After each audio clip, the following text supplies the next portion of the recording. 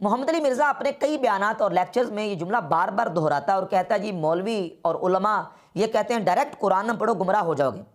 یہ لوگ جو ہے نا، یہ علماء لوگوں کو قرآن سے روکتے ہیں، قرآن کے دشمن ہیں، یہ لوگوں کو قرآن پڑھنے سے روکتے ہیں اور قرآن سے دور کرتے ہیں۔ بھائی جہاں تک تعلق ہے علماء کا لوگوں کو قرآن پڑھنے سے روکنے کا یا قرآن سے دور کرنے کا، تو یہ تو بات بالکل بہتان ہے۔ وہ بڑا ہی کوئی بدبخت قسم کا انسان ہوگا جو لوگوں کو نعوذ باللہ قرآن پڑھنے سے اور قرآن سیکھنے سے روکتا ہے۔ یہ تو بڑا ہی کوئی بد نصیب اور بدبخت انسان ہوگا، کوئی عالم بھی ایسا نہیں کرتا۔ اب رہ گئی بات یہ کہ قرآن کو ڈائریکٹ نہ پڑھو گمراہ ہو جاؤ گے، اس کو ہم قرآن و حدیث کی روشنی میں اس جملے کو دیکھتے ہیں اور اسلامی تاریخ اور ہسٹری میں آنے والے جتنے گمراہ فرقے ہیں ان کو دیکھتے ہیں۔ اپنے دور سے لے کر صحابہ کرام رضی اللہ تعالی عنہم کے دور تک جو فتنے اور گمراہیاں اور گمراہ لوگ پیدا ہوئے ان کو جب ہم دیکھتے ہیں، مثال کے طور پر اپنے دور میں منکرین حدیث سے لے کر صحابہ کرام رضی اللہ تعالیٰ عنہ کے دور تک جو خوارج اور معتزلہ اس طرح کے جو گمراہ فرقے نکلے، ان کے عقائد و نظریات اور ان کے استدلالات کو جب ہم دیکھتے ہیں تو اس جملے کی جو حقیقت وہ واضح ہوتی ہے۔ مثال کے طور پر منکرین حدیث ہیں۔ اب منکرین حدیث کیا قرآن نہیں پڑھتے؟ کیا قرآن کی بات نہیں کرتے؟ کیا قرآن کے مبلغ اور داعی ہونے کے مدعی نہیں ہیں؟ کیا معتزلہ اور خوارج قرآن مجید کی طرف لوگوں کو بلاتے نہیں تھے؟ قرآن مجید کے دعوے نہیں کرتے تھے؟ آج کے شیخ محمد جیسے لوگ اور منکرین حدیث اور غامدی صاحب جیسے لوگ جو ہیں، کیا یہ قرآن کے دعوے دار نہیں ہیں؟ صحابہ کرام کے دور میں جو خوارج تھے کیا وہ قرآن کے دعوے دار نہیں تھے؟ بلکہ ان کی تو نبی کریم صلی اللہ علیہ وآلہ وسلم نے علامات جو بیان فرمائی ہیں، صحیح بخاری میں 6930 31 32 مسلسل یہ روایت، اور صحیح مسلم میں 2449 سے لے کر 2469 تک تقریباً 20 کے قریب احادیث میں ان کی نشانیاں اور علامات اور دیگر کتب حدیث میں موجود ہیں کہ یقرؤون القرآن لا یجاوز حناجرہم۔ نبی کریم صلی اللہ علیہ وآلہ وسلم نے فرمایا وہ خوارج قرآن پڑھیں گے لیکن قرآن ان کے حلق سے نیچے نہیں جائے گا۔ یتلون کتاب اللہ رتبا، صحیح مسلم 2453 نمبر حدیث، فرمایا کہ قرآن کو بڑا مزے سے پڑھیں گے۔ صحیح مسلم 2467 میں ہے یقرؤون القرآن یحسبون انہ لہم وہو علیہم، وہ قرآن پڑھیں گے اور اتنا قرآن اس قدر پڑھیں گے وہ گمان یہ کریں گے قرآن تو انہیں کے ہے ہی ان کے لیے، لیکن قرآن ان کے خلاف ہوگا۔ تو قرآن کے تو دعوے دار اور قرآن کے داعی ہوں گے، لیکن اب ان کا قصور کیا تھا؟ کیا قرآن پڑھنا ان کا قصور تھا؟ نعوذ باللہ، کیا قرآن کی تلاوت کرنا اور قرآن کی طرف لوگوں کو بلانا یہ ان کا قصور تھا؟ وہ تو قرآن پڑھتے تھے۔ تو اب وہ گمراہ کیوں ہوئے، بے دین کیوں ہوئے؟ اور اسی طریقے سے معتزلہ نے گمراہی کس طرح خریدی اور گمراہ کیسے ہوئے؟ اور خوارج کے استدلال اور معتزلہ اور مجسمین کے آپ استدلال دیکھیں۔ مثال کے طور پر جب سیدنا مولا علی مرتضی شیر خدا کرم اللہ تعالیٰ وجہ الکریم کی ذات اقدس پر خوارج نے شرک کا فتویٰ لگایا، حدیث کی معتبر اور مستند کتابوں میں یہ روایات اور احادیث موجود ہیں کہ خوارج نے جب مولا علی رضی اللہ تعالیٰ عنہ کو نعوذ باللہ مشرک کہا، مصنف عبدالرزاق میں اور اس کا السنن الکبریٰ للبیہقی میں، السنن الکبریٰ للنسائی میں، اور امام نسائی کی جو کتاب ہے خصائص علی اس میں حدیث نمبر 185 اور مسند احمد بن حنبل میں روایت موجود ہے۔ خارجی قرآن مجید کی سورۃ الانعام کی آیت نمبر 57 اور سورہ یوسف کی آیت نمبر 40 پڑھتے تھے، ان الحکم الا للہ، کہ اللہ قرآن میں فرماتا ہے کہ اللہ کے علاوہ کوئی حاکم نہیں۔ تو اے علی آپ نے بندوں کو حاکم بنا کے شرک کیا ہے، لہذا آپ مشرک ہو گئے۔ قرآن سے استدلال کرتے تھے لیکن ان کا استدلال کرنا درست نہ تھا، باطل تھا۔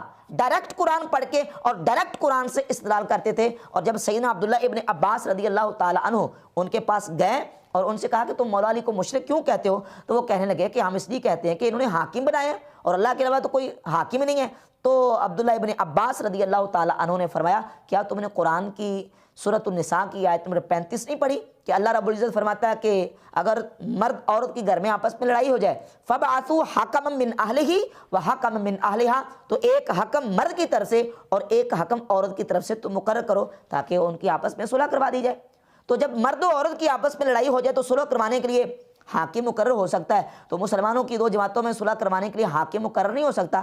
تو اب وہ صحابی جنہوں نے رسول اللہ صلی اللہ علیہ وسلم سے اور مولا علی سے قرآن سیکھا تھا، جب قرآن کا صحیح مفہوم ان کے سامنے رکھا تو ہزاروں خارجی توبہ کر کے مولا علی کی غلامی میں آ گئے۔ یہ استدلال تھا خوارج کا، اور ڈائریکٹ قرآن سے استدلال تھا۔ اسی طرح آپ صحیح مسلم کی 473 نمبر حدیث اٹھا لیں، یزید الفقیر کہتے ہیں کہ میں پہلے خارجی تھا اور خوارج کے عقائد و نظریات سے میں متاثر تھا۔ خارجیوں کا یہ عقیدہ کہ کبیرہ گناہ کا مرتکب کافر ہے اور ابدی جہنمی ہے، وہ جہنم سے نہیں نکل سکتا۔ اب یزید الفقیر کہتے ہیں کہ میں جب اپنے ساتھیوں سمیت حج کے لیے گیا، حج سے فارغ ہونے کے بعد جب میں مدینہ شریف پہنچا تو ایک ستون کے ساتھ ٹیک لگا کر صحابی حضرت جابر بن عبداللہ رضی اللہ تعالی عنہ حدیث بیان کر رہے تھے، اور وہ جہنمیوں کے جہنم سے نکلنے کا تذکرہ کر رہے تھے۔ یزید الفقیر کہتے ہیں جب میں نے سنا تو میں نے ان سے کہا کہ آپ صحابی رسول آپ کیسی باتیں کر رہے ہیں؟ جہنمیوں جہنم سے نکلیں گے؟ کیسی آپ باتیں کر رہے ہیں؟ جبکہ قرآن کیا کہتا ہے؟ سورۃ السجدہ کی آیت نمبر 20 انہوں نے پڑھی۔ یہ قرآن کہتا ہے کلما ارادوا ان یخرجوا منها اعیدوا فیہا، کہ جب جہنمی جہنم سے نکلنے کا ارادہ کریں گے اعیدوا فیہا تو ان کو دوبارہ جہنم میں واپس لوٹا دیا جائے گا۔ قرآن تو یہ کہہ رہا ہے کہ جہنمیوں کو واپس لوٹا دیا جائے گا، ان کو جہنم سے نکلنے نہیں دیا جائے گا، اور آپ کہہ رہے ہیں کہ جہنمی جہنم سے نکل جائیں گے۔ اب دیکھیں کہ ایک استدلال ہے قرآن سے ڈائریکٹ خارجی کا، اور ایک ہے صحابی کی سمجھ جنہوں نے رسول اللہ صلی اللہ علیہ وآلہ وسلم سے قرآن سیکھا۔ تو سیدنا جابر رضی اللہ تعالی عنہ نے فرمایا کیا تو نے قرآن نہیں پڑھا؟ سورہ بنی اسرائیل کی آیت نمبر 89 آپ نے پڑھی، اور اس میں کہ عسیٰ ان یبعثک ربک مقاما محمودا، قریب ہے کہ آپ کا رب آپ کو مقام محمود پر کھڑا کر دے۔ فرماتے ہیں یہ شفاعت محمد کا ذکر ہے، رسول اللہ صلی اللہ علیہ وآلہ وسلم کی شفاعت کا تذکرہ ہے۔ حضور کی شفاعت سے ہی تو جہنمی جہنم سے نکل کر اللہ تعالیٰ ان کو جنت عطا فرمائے گا۔ تو کیا تم نے قرآن کی آیت نہیں پڑھی؟ تو یزید الفقیر کہتے ہیں کہ جابر بن عبداللہ رضی اللہ تعالیٰ عنہ کے سمجھانے سے ہمارے ساتھ جتنے خارجی گئے ہوئے تھے سوائے ایک خارجی کے باقی سارے کے سارے خارجی توبہ کر گئے۔ اب آپ اندازہ کریں استدلال خارجیوں کا قرآن سے تھا۔ بہت ساری مثالیں پیش کی جا سکتی ہیں۔ معتزلہ کو دیکھ لیں، معتزلہ نے قرآن مجید کو اللہ کی مخلوق ہونے کا دعویٰ کیا اور کہا کہ قرآن اللہ کی مخلوق ہے، جبکہ مسلمانوں کا عقیدہ کہ قرآن اللہ کا کلام ہے، اللہ کا کلام اللہ کی صفت ہے، اللہ کی ذات اور اس کی صفات مخلوق نہیں ہے۔ اب معتزلہ کیا کرتے تھے؟ امام احمد بن حنبل کے ساتھ معتزلہ کا جو مکالمہ اور جو ان کا مناظرہ ہوا ہے آپ اس کو دیکھ لیں۔ معتزلہ پوچھتے تھے لوگوں کو کہ کیا قرآن شے نہیں ہے؟ لوگ کہتے شے ہے، تو کہتے اللہ خالق کل شیء، قرآن میں اللہ فرماتا ہے کہ اللہ ہر شے کا خالق ہے۔ جب اللہ ہر شے کا خالق ہے تو اللہ قرآن کا بھی خالق ہے، لہذا قرآن اللہ کی مخلوق ہے۔ انا انزلناہ فی لیلۃ القدر، بے شک ہم نے قرآن کو لیلۃ القدر میں نازل کیا۔ انا انزلناہ قرآنا عربیا، بے شک ہم نے قرآن کو عربی میں نازل کیا۔ تو اب قرآن میں تو اللہ خود فرمانا ہے کہ ہم نے قرآن کو نازل کیا، لیلۃ القدر میں نازل کیا، رمضان میں نازل کیا، عربی میں نازل کیا۔ تو جس کو رب نے نازل کیا وہ رب کی مخلوق ہی تو ہے، لہذا قرآن اللہ کی مخلوق ہے۔ اب استدلال دیکھیں ان کا، استدلال ان کا قرآن سے تھا لیکن ڈائریکٹ تھا، جو قرآن کی صحیح تشریح اور تفسیر اور مفہوم ہے اس سے ہٹ کر تھا۔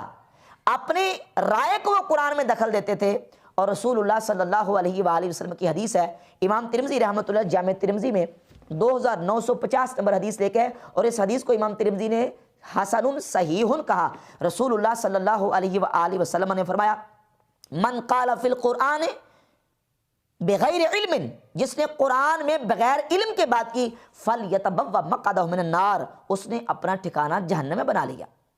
پس وہ اپنا ٹھکانہ جہنم میں بنا لے جو بغیر علم کے قرآن میں بات کرتا ہے۔ تو اب وہ یہی کرتے تھے، اپنی رائے سے قرآن مجید فرقان حمید میں وہ بات کرتے تھے اور گمراہ ہوئے۔ اور یہ ہے ڈائریکٹ کا معنی۔ اگر ڈائریکٹ کا معنی یہ ہے کہ ڈائریکٹ قرآن نہ پڑھو گمراہ ہو جاؤ گے، تو یہ ہوئے ہیں لوگ، خوارج ہوئے، معتزلہ ہوئے اور مجسمین ہوئے۔ مجسمین کا استدلال کیا تھا؟ مجسمین یہ کہتے تھے کہ قرآن میں جگہ جگہ پہ اللہ رب العزت نے قرآن میں بیان کیا ہے کہ مثال کے طور پر اینما تولوا فثم وجہ اللہ۔